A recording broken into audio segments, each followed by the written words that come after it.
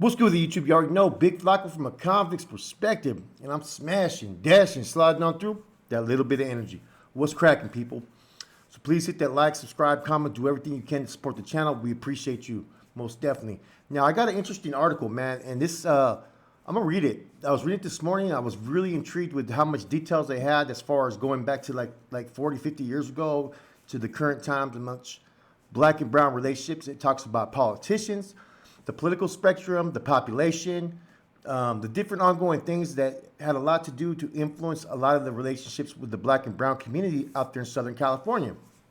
Now, bear in mind, there has been a lot of improvements, right? But I think that, this there's still parts that are probably missing out of this article, but this gives you a base, concise understanding of what's been going on in Los Angeles with the politics, the street politics, the city, and so forth, man. So I found this article very resourceful for those who maybe are not as up to par and don't understand what's been going on in Los Angeles for like the last 40, 50 years. And it starts off with those comments that were made by a city councilwoman. So let's get to it, man. Here we go. It's out of the Los Angeles Magazine. This is a good one, guys. It's called Black versus Brown, the ugly history behind the city council scandal.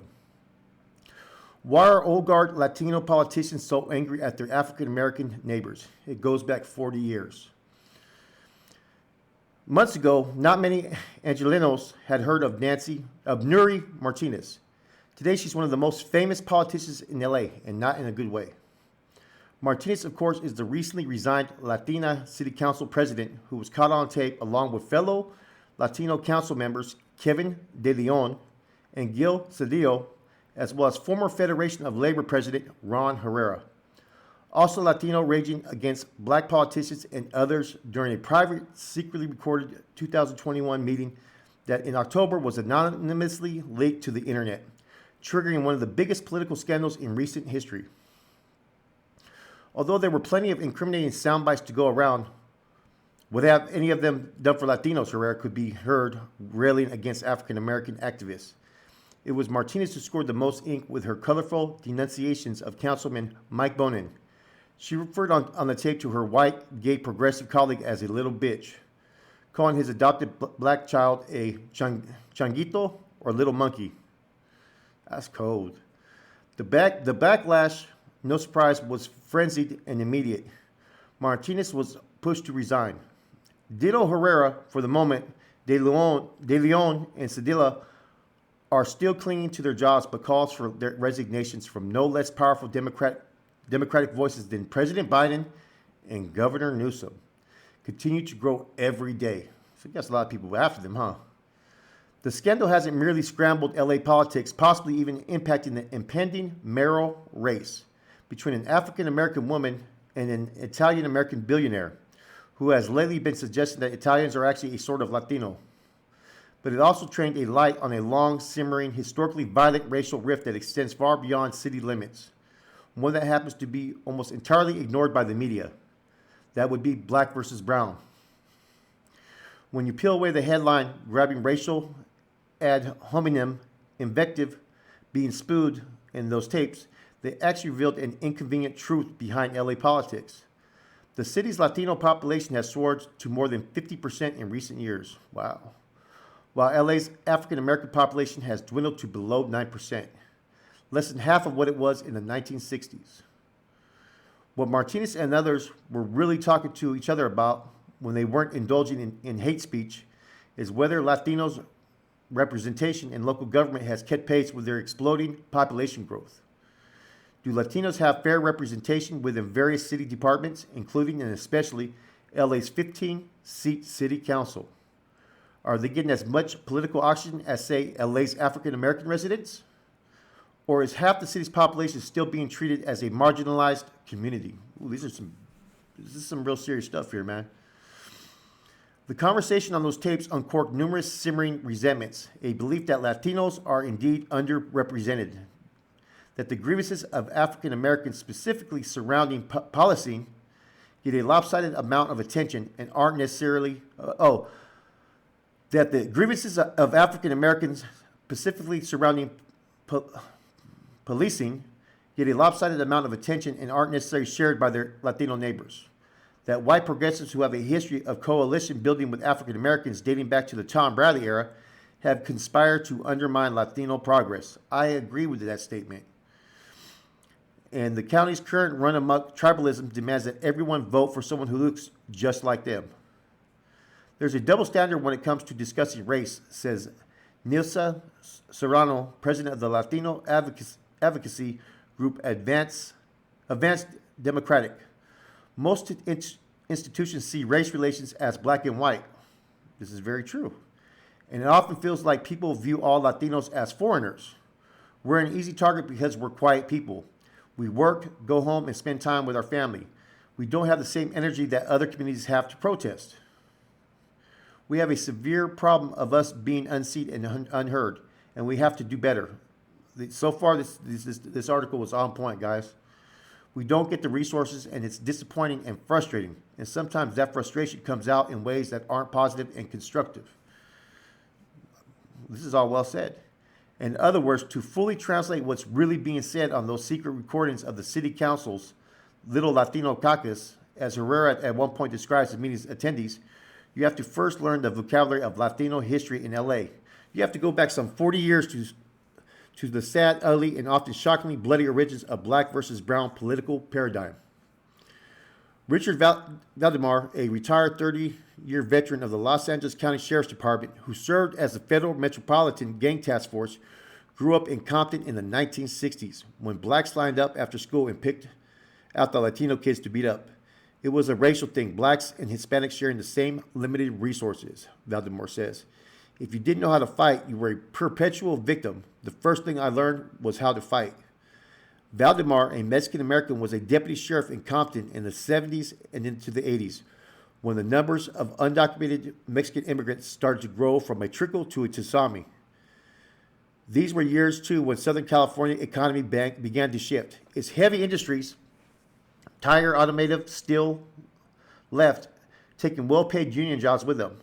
They were replaced by service jobs, non-union construction, and minimum wage factory work. The Mexicans who arrived found jobs at the bottom rungs of this new economy.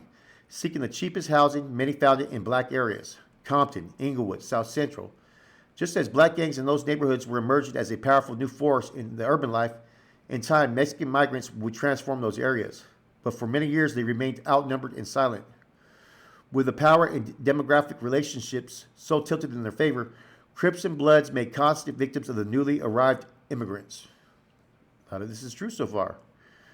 For many migrants in those areas, their formative experience of life in the United States was working for much higher pay than they could in Mexico, usually paid in cash, and then being robbed of that hard-earned money by black gangs. They had no protection. They became permanent victims. Most of them wouldn't call the police. They were constantly being beaten up. They'd be working construction jobs and get paid in cash on Friday. Crips would be waiting for them, armed to the teeth. In one Linwood case in the early 1980s, Valdemar said a Mexican construction worker fought off Crips trying to rob him of his pay with a shovel from his truck and the help of residents of his apartment building, most of whom were immigrants like him. Their victory lasted about 20 minutes when carloads of Crips pulled up and opened fire on the apartment, killing a baby and wounding others. I handled that case, Valdemar said. In the Florence Firestone unincorporated area, Florencia 13 grew into one of the region's largest Latino gangs, in part because it emerged in an area where blacks and Mexican immigrants first lived side by side and provided a refugee of protection from Crips and Bloods. My mom was robbed 5 times by black members when I was growing up, a member of Florencia 13 told an LA Times reporter years ago. A friend's mother was shot and wounded by black gangs. Few politicians or police officers spoke Spanish, and Latino political power was a fraction of what it is today, in large because so few Latinos could vote. Not only were many Mexican immigrants illegally in the country, but many also still dreamed of returning home someday. The humiliation at the hand of their black neighbors fostered a resentment towards black people in general that festered for years in emerging Mexican neighborhoods. If you didn't know how to fight, you were a perpetual victim. The first thing I learned was how to fight. Then in the 1980s, a shift began in many parts of Los Angeles. Some areas like Florencia, Firestone went from 80% black to 90% Latino. Compton, Inglewood, Linwood, and black enclaves on both sides of the 110 became majority Latino. On the streets for a time, Black and Latino gangs maintained a balance of power. They often occupied parallel universes on the same street, focusing on rivals of their own race in other neighborhoods. Part of this story is the emergence of the Mexican Mafia. The Mexican Mafia, known as the M.A., Spanish for M, was neither Mexican nor a mafia, properly speaking. Instead, it grew from a California prisons formed by Mexican American gang members who barely spoke Spanish and with only ancestral connections to Mexico. Its first members were Mexicano Americans. They controlled Latino prison inmates from Southern California known as Sureños, ordering violence and regulating contraband on prison yards, and the older MA members didn't see any options. In state prison in the 1980s, the MA and its Sureño soldiers went to war with black gangs. The group warred through the prison system. A new generation of young MA members, known as the Pepsi generation, for a business-minded desire to push mafia power to the streets and make money through it, was made during these prison wars with the Crips. Sureño inmates had to battle blacks whenever they could, regardless of whether they had any racial animus. In prison, Sureños began to follow an almost Jim Crow separation, not using water fountains blacks used, no bumming cigarettes from blacks, nor using the same telephones or showers. Oh. In the 1980s, this was not happening on the streets, but all the gang members coming into the jail system were being indoctrinated into this no black thing. They'd go back out on the streets, and those rules became a big thing. So this is getting interesting. In some areas of Los Angeles, the first interracial gang wars erupted that reflected this. Shoreline Crips and Venice 13 faced off for years. In Compton, Fruittown Pyrus and Tortilla Flats had coexisted for years, but erupted in a prolonged war in the mid-1990s. Paroled inmates, meanwhile, returned to Southern California barrios, and the prison ethos came with them. Uncles tutored their nephews. Parolees dressed down young gang members who were allowing blacks in their areas. In 1992, a longtime Mexican Mafia member from Orange County, Peter Sana Ojeda, held a meeting at Salvador Park in Santa Ana, bringing together dozens of warring Latino gang members. At the meeting, which was filmed and is viewable on YouTube, Ojeda ordered an end to drive-by shootings, an act that now would be punishable by death. For a time, drive-bys, the notorious symptom of LA's virulent gang culture, won. This was covered in the media as a peace treaty, with the Mexican Mafia achieving what law enforcement could not. But other MA members saw Ojeda's edicts and realized Latino street gang members would follow their orders, that the Mexican Mafia, a prison gang, could have influence on the streets that many of the older MA veterans were unaware of or unwilling to exercise. They began holding meetings or sending emissaries to organize the street gangs in the guise of ending drive-by shootings. In reality, a new order went out. Gang members were to begin taxing drug dealers in neighborhoods for cash that each gang then shared with the Mexican Mafia member controlling its neighborhood.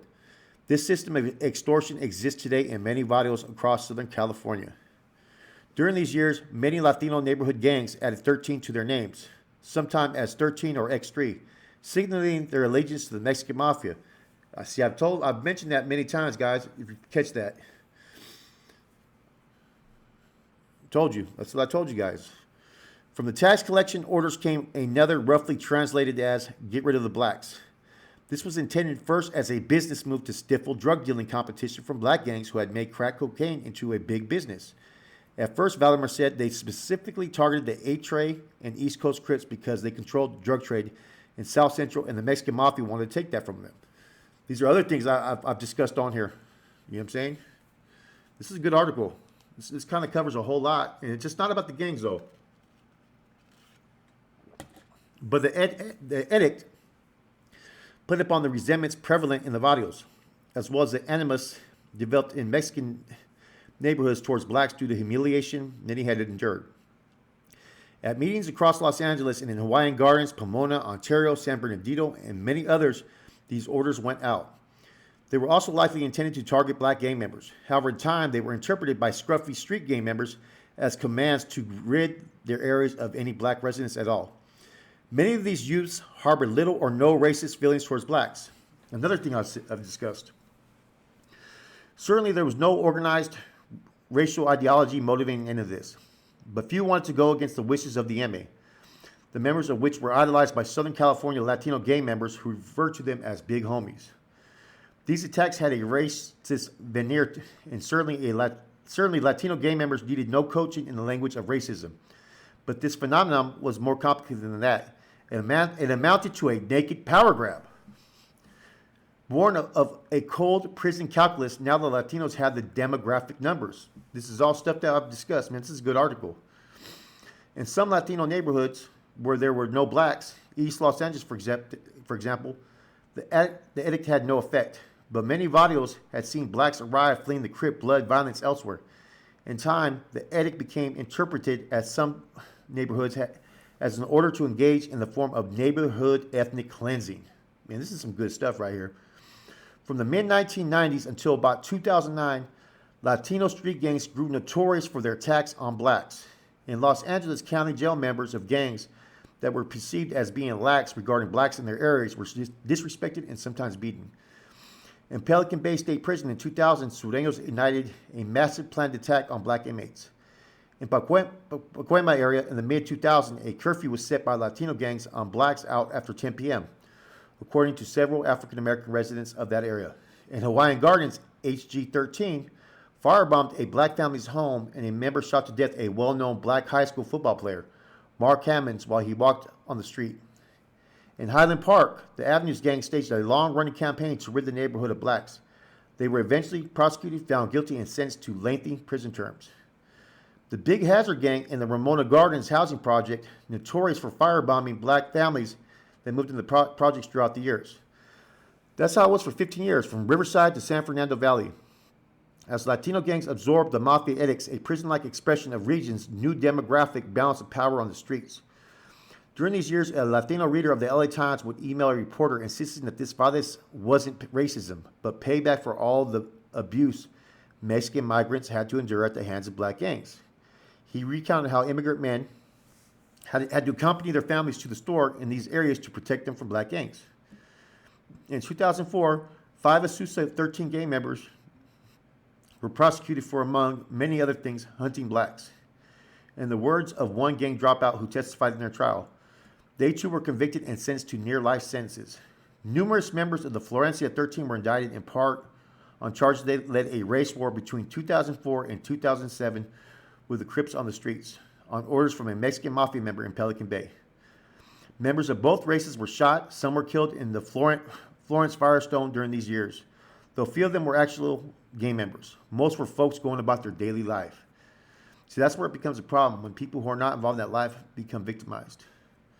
It was like that when blacks held the upper hand years ago, too. Less than 10% of these communities were ever gang members, Valdemar said, yet gang members were responsible for 80% of the crime. The rest of the community was a victim.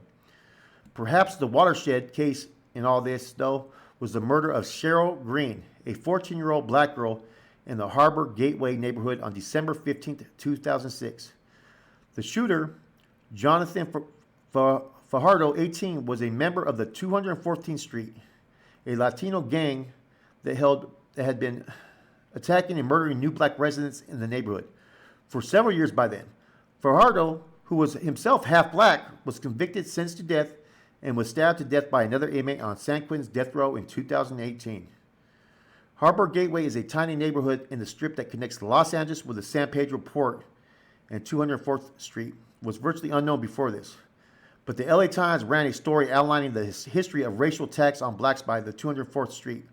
Within 2 weeks, a press conference attended by FBI Director Robert Mueller, Mayor Antonio Villaraigosa, and Police Chief Bill Braden and Sheriff Lee Baca was held outside a tiny market the gang claimed as its territory, in which it prohibited blacks from visiting. Before long, federal racketeering indictments against Latino street gangs for running criminal enterprises collecting taxes for the Mexican mafia also included allegations of race-hated inspired campaigns against blacks in those areas. Hundreds of Latino gang members went to federal prison behind these indictments. By 2010, the Latino gang attacks on blacks began to end. So, in fact, did much of the classic gang violence that plagued Southern California working-class neighborhoods for so long. Graffiti disappeared, parks gangs once dominated now grew safe for children. Gangs faded from public view in many areas, eschewing the race hate crime that earned so many long prison sentences. They focused instead on economic crimes, drug dealing, credit card fraud, gun running, and smash and grab jewelry robberies, pimping, and more. The departures of so many committed gang members to federal prison gave their neighborhoods a certain room to breathe. In many areas, peace came, and neighborhoods that gangs had once dominated saw property values begin to soar. Residents could unlock the value in their homes that Southern California neighborhoods always took for granted. Meanwhile, racial mixing among young people were changing a lot about Los Angeles. There was a letting down of the guard, an allowance for acceptance that had always been there but had suffocated under the strictures on the streets. In Los Angeles, homicides began a multi-year decline that has only reversed in the last 2 years. COVID has a big deal with that, I think, now. As county prosecutors moved away from gun, gang, and other sentencing enhancements to criminal cases. In the council tape, though, it's not hard to hear the echo of the black-brown relationships of LA from decades past, of the body of resentment and prison-born edicts, of a feeling that nothing is given but must be taken, that if one side wins, the other side loses. That's crossing racial lines betrays one's race. Discussing the tape in Martinez, a lawyer prominent in Mexican-American democratic politics, who asked to remain anonymous given their position, spent some time analyzing the former council president's bare-knuckle language. The lawyer had a lot to say about the attitudes Martinez expressed, which were spoken in some Latino homes but not out in public. It reminded the lawyer of an old-school style of power politics reminiscent of years-old battles between ethnic enclaves in cities in the northeastern U.S. In the end, the lawyer said perhaps that was it. Perhaps when it came down to it, where Martinez was concerned, the council tape showed simply this: she never left Pacoima. The truth is that should an independent committee be assigned to redraw council district boundaries, blacks likely would lose one of the 3 seats they have controlled since the years when their numbers were much greater. Today, fewer than 9% of Los Angeles is black. Close to half the city is Latino. Yet the former still has 3 seats, the latter only 4. So much have the demographics changed that they may be forcing unexpected bedfellows. Some black politicians, seeing their constituent base dwindle, may now rely for support on newly arrived young white college graduates from out of the state who come to work in the creative industries, knowing little of the city but fired by the far-left political ideologies forged in school and the Black Lives Matter movement. Man, true. Them crazy liberals. They now make up a significant gentrifying force in Highland Park, Glassell Park, Echo Park, and similar areas that for decades were home to politically moderate and now departing Mexican-American families, and to Latino gangs that have faded from public view. How the politics of these new young arrivals may fit or not with many middle-class black voters on issues such as, say, homeless encampments will be one of the many to be answered in the coming years. This article was pretty good, guys. There's a lot more to this, I think, man. But I think as an outline for like an outsider, or from someone that's young and doesn't understand the historical components of what's been going on in Los Angeles, it shows both sides to it. It shows where the hate comes from all different sides, and they've always been put in a competition amongst black and brown down south, man. Whether it's for resources, territory, and whatnot, on the legitimate side and political side, illegitimate, all that stuff, man. And as a outsider who doesn't really know the gist of everything that's going on down south, a lot of it makes sense, man. It's been fueled by the communities, man. And this just goes to show, man. Things could change and transform in a second, and people don't forget past actions. And so there's still racial divide secretly amongst some people out there, politicians and whatnot. And I could see this, like the conversation that was recorded, there were some certain things that should not have been said. You know what I'm saying, about the dude's kids and whatnot. That just threw everything out the door. You got to be very cautious of things like that as a politician, because everything that you say is always going to be scrutinized. But some of the stuff they probably were discussing, might have a lot of truth to it if you think about it. After reading this article and so forth, man, it's shockingly surprised how much legitimate politics and street politics almost mirror each other in some form or fashion. You know what I'm saying? I'm more interested to hear what you guys have to say about this, man. This was one of the better articles I've seen regarding the black and brown relationships, which have improved. We've seen a recent flare-up that's occurred in like the last 6 months. it's kind of fizzled out a little bit. But I think that in order for people to understand it, I think you have to look at all sides. I think you have to be unbiased. Everybody has to be transparent, and you got to have these discussions. The younger people nowadays don't care about the past as much. It's usually the older people that are still harboring those animosities and hostilities. They can sit there and say, okay, no, I'm about this and about that, but inside sometimes people have certain attitudes. They have what you call reservations about how they feel about the past. And if you listen to it, there's fault in everybody on this, but a lot of it was created by what? The fucking government. I like how this article also says that the Latino communities do not get the same attention as other communities, which is true. I've been saying that all along. A black man gets attacked, on the streets by police, it's going to be all over CNN, right? Everywhere. A Latino, it's not even going to be discussed. You're going to hear it on the local news. Oh, he was a gang member. That's all you're going to hear. But it also says how the Latino people are a lot quieter when it comes to issues revolving around the community as opposed to other groups. Because a lot of them are over there working their ass to try to provide for their family.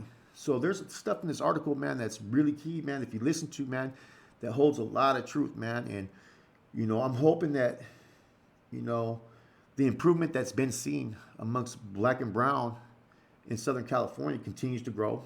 You know what I'm saying? It doesn't mean that you're not going to have issues or flare-ups, but there's room to grow, But in order for people to sit there and get past the healing and all that, you can't sugarcoat the shit. You got to keep it real how it really fucking was. From fucking way back to fucking before the fucking Sureños became one of the stronger factions in Southern California. Because it says right here what was going on.